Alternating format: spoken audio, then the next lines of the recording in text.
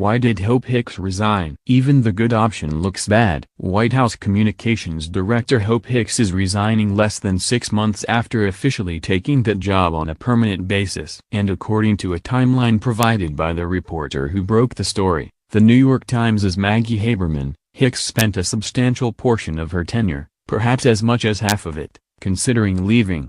It was tempting to draw a line, as I and others speculated about, between Hicks's exit and two controversies: her involvement in the Rob Porter scandal as both communications director and his girlfriend, and her House Intelligence Committee testimony Tuesday in which she admitted to telling white lies for Trump. If nothing else, the timing is suspicious for a resignation to come so close in proximity to each of those two things. But consider the alternative. The alternative is that someone who has been in the White House for 13 months started thinking about leaving well shy of a year on the staff, and shortly after rising to one of the top jobs. The point, regardless of which one it was, it doesn't portend good things or stability in the White House moving forward. It's no secret the White House has become something of a revolving door for staff. Hicks was the fifth person designated as communications director and the third to hold the job on an interim basis. Trump has also already parted ways with a press secretary,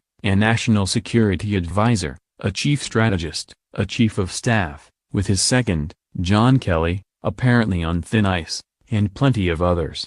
Hicks was supposed to be different. Perhaps his longest-serving aide, dating back to before the campaign, she was someone who understood Trump and seemed to command his implicit trust. The White House would be a stressful job for anyone, but Hicks at least benefited from the kind of strong working relationship with Trump that other figures, especially those from the GOP establishment, clearly did not have. She was not as familiar with politics as others, but in a White House in which conflicts with the boss are often the cause for early departures, Hicks made sense as a potential long-termer. Like Reince Priebus, Stephen K. Bannon, Sean Spicer and the rest, though, she has now proven a short-timer. Even fellow Trump loyalists like Keith Schiller have found the White House to be tough long-term employment. Whether it's because of exhaustion in dealing with Trump or the exhaustion in dealing with Washington politics for outsiders like Hicks, or a combination, it seems Trump will have a difficult time maintaining anything resembling a core staff organization. And for a president who has struggled with consistency and is thought to be heavily reliant upon the last person he has spoken to, that's likely to lead to even more volatility. We may yet learn more about Hicks's departure in the days to come. Nothing about it, though, suggests stability is over the horizon for the White House. If anything was stability for Trump, it was Hicks.